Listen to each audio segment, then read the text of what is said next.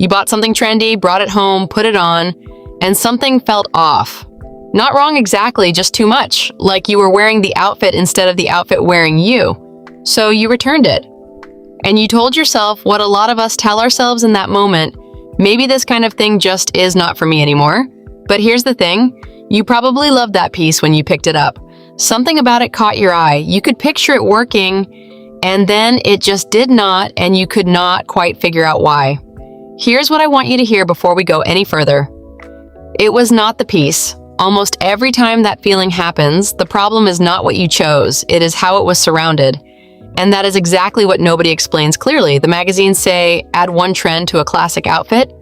The style blogs say balance it with neutrals, but no one actually tells you what that means in practice, on a real body, in a real wardrobe, on a real morning, when you are standing in front of the mirror and second-guessing everything. That changes today. Let us get into it. Before we talk about what works, we need to be honest about what is not working. Because most of us have made at least one of 3 specific mistakes, and the reason we keep making them is that nobody has named them clearly enough for us to recognize them. This is where most people get it wrong, and it almost always comes down to one of these 3 things. The first mistake is pairing a trendy piece with another statement piece. When 2 things in an outfit are both competing for attention, neither of them wins. The outfit reads as busy and unsettled rather than intentional and considered. People do not notice your great trousers or your interesting jacket. They just feel a low-level visual noise they cannot quite name, and they move on. The trendy piece gets the blame when really the problem was that it never had enough quiet space around it to breathe. The second mistake is buying the loudest version of a trend. You know that version of a trend that looks slightly too bright, slightly too stiff, like it was made to be photographed rather than worn? That is the loud version. Every trend that reaches us as consumers exists on a spectrum.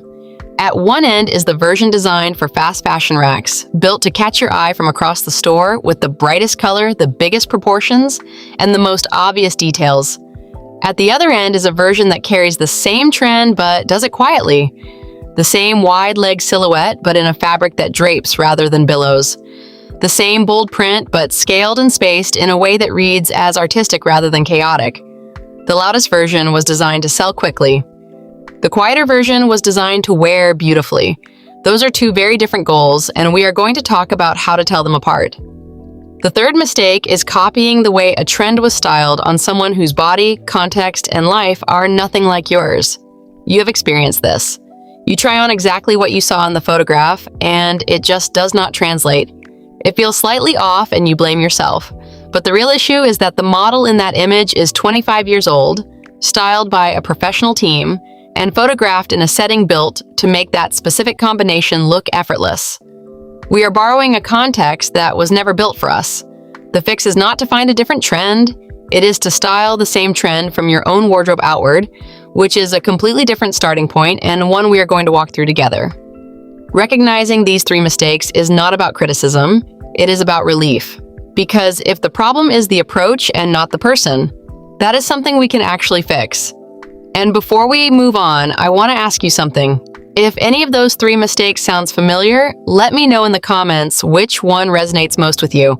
I read every single comment, and I would genuinely love to know where most of us are getting stuck. Before we keep going, if you are new here, this channel is a straight and honest conversation about dressing well after 60, on your own terms, in your real life, and your real wardrobe. You just saw exactly the kind of content we put out every week. If that is the kind of company you want to keep, go ahead and subscribe now. I would love to have you here. And this is where things start to change. There is one principle underneath. All great personal style, and it is simple enough to remember and flexible enough to apply to almost any outfit you own. 1 trendy piece, 3 quiet things around it. That is the whole rule. And when I say quiet, I mean pieces that do not call attention to themselves.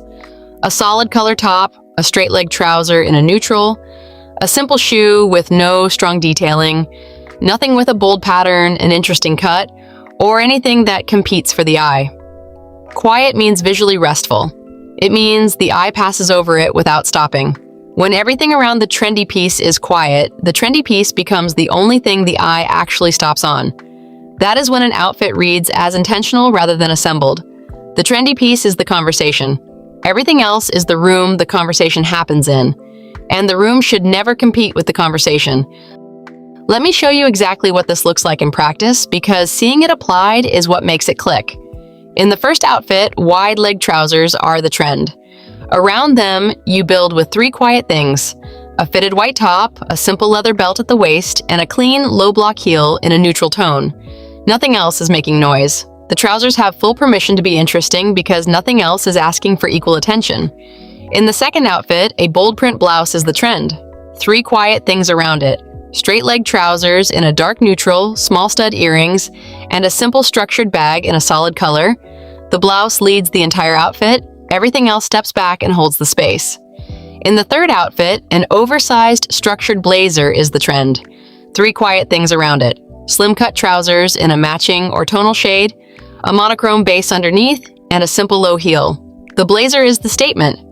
The rest is the architecture that makes the blazer possible.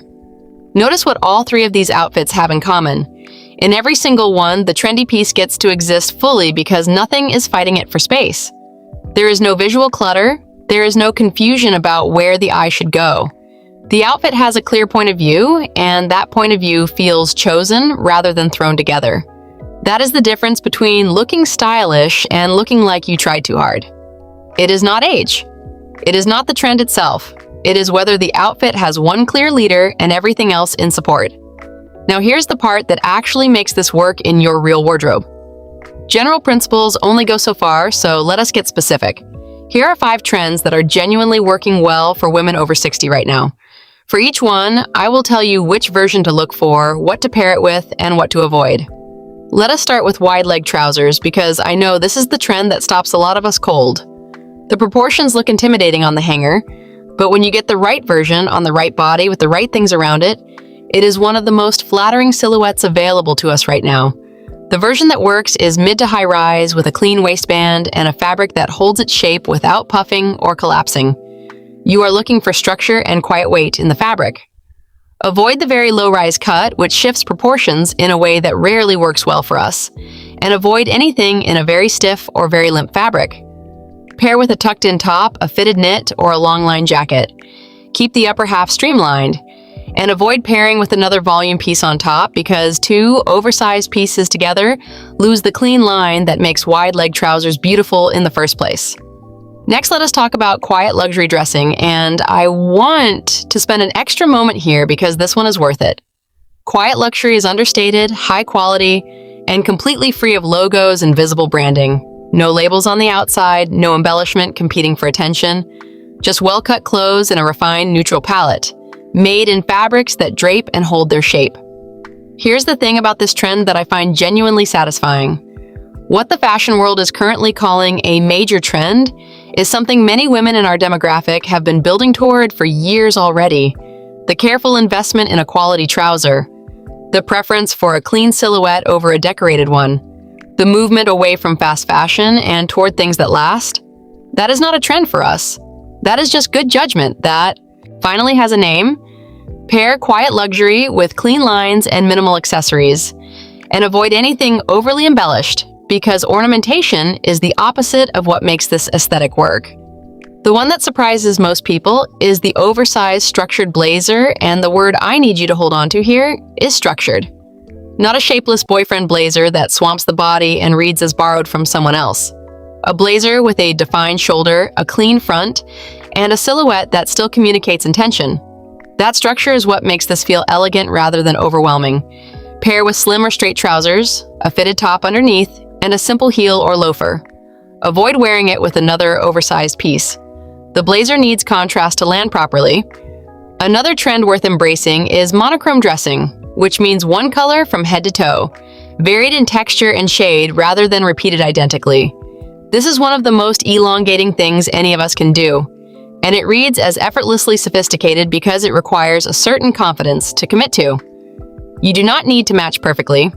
A slight variation in tone across pieces often looks more considered than an exact match. Pair with tonal accessories and let texture do the work of keeping the outfit visually interesting. Avoid adding too many colors back through accessories after committing to a monochrome base. That undoes the whole effect. And the last one is the statement shoe, paired with a simple outfit, and I will be honest with you, this one took me a while to trust. Wearing your plainest outfit on purpose feels completely counterintuitive. Every instinct says add more, not less. But the first time you walk into a room wearing your most straightforward outfit and the most interesting shoe you own, and someone immediately says, "Where did you get those shoes?" you will understand exactly why this works. A bold shoe, an interesting heel, an unexpected color. And above it, something completely plain, a dark trouser, a clean top, nothing competing with the shoe below. Let the shoe be the entire point. Avoid combining it with a statement bag or bold jewelry. One conversation at a time. Before we keep going, if what we have covered so far is starting to shift how you think about getting dressed, go ahead and give this video a like. It genuinely helps this channel reach more women who are looking for exactly this kind of honest, practical style conversation. One more thing before we get to the mirror test, and this is the most useful shopping advice I can give you, because it is the piece of this whole framework that makes everything else easier. There is a reason the same wide-leg trouser looks effortlessly elegant on one woman and slightly overdone on another. It is almost always the fabric. Inexpensive versions of trends are designed to shout. They use colors that are slightly off, they use fabrics that are stiff, shiny, or that lose their shape after the first wash. They are designed to look good on the hanger in the store, not to wear beautifully over time in your actual life. The most affordable version of a trend is often the loudest version of that trend. And as we have established, the loud version is the one most likely to read as trying too hard. When you are bringing a trendy piece into a wardrobe you have built thoughtfully, you want the version with the best fabric you can access at that moment. Not necessarily the most expensive label. Brands like Talbot's, Ann Taylor, J. Jill, and even some of Target's elevated lines often carry versions of the same trend that read significantly more refined than what you find at a fast fashion retailer, at a price point that is genuinely accessible to most of us. You are not looking for a designer label. You are looking for a fabric that holds its shape after washing, and a color that still looks clean under natural light a season from now. In practical terms, hold the fabric in your hand before you buy. Does it have some weight and substance? Does it fall smoothly rather than bunch? Does the color look clean and true, or does it look slightly off in natural light? Those three simple observations will tell you more than the label ever will. One quieter, better-made piece will almost always take you further than three louder, cheaper ones. That is not a rule about spending more. It is a rule about spending on the right thing. Now we need to talk about the fear underneath all of this. Because we can discuss ratios and silhouettes and fabric weight all we want, but if we do not address this part, we have not actually solved the real problem. There is a phrase that some of us have been carrying around for decades: mutton dressed as lamb. You have heard it. Maybe you heard it directed at someone else, and something about the way it was said never quite left you. And now, even when an outfit genuinely looks good, even when we look in the mirror and feel something close to pleased, there is a voice somewhere in the background asking, "Is this too young for me? Am I trying too hard? Will people think I am ridiculous?" Here's the honest truth about that fear. Women who attract that kind of criticism are almost never wearing something too trendy. They are almost always wearing something that does not fit their current body or something that is clearly out of place for the occasion. That is a fit problem. That is a context problem. Neither one has anything to do with age, and neither is solved by simply avoiding trends. Both are solved by paying attention to fit and occasion, which is exactly what this framework helps you do. Now, some of you are thinking, that sounds reasonable in theory, but what if I genuinely cannot tell whether something looks right on me? That is a real and fair concern. Not every woman has a trusted friend nearby who will give her an honest answer, and mirrors do not always tell the whole story.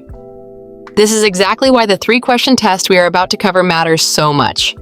It gives you a reliable internal reference point for exactly those moments when outside feedback is not available. But before we get there, one more thought on the fear itself.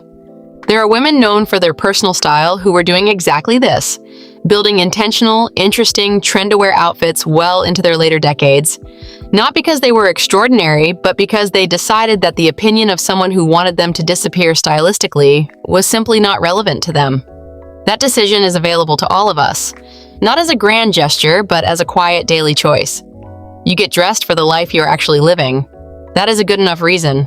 Before you leave the house tomorrow morning, I want you to have something you can actually use. 3 questions. That is all. But if you use them consistently, they will genuinely change how you get dressed and how you feel once you walk out the door. The first question is this: Is there one piece in this outfit doing the talking, and do the other pieces support it without competing? If two things are equally loud, one of them needs to come out. This is not about the individual pieces being bad, it is about the outfit having a clear point of view. Look at what you are wearing and ask yourself honestly where the eye goes first.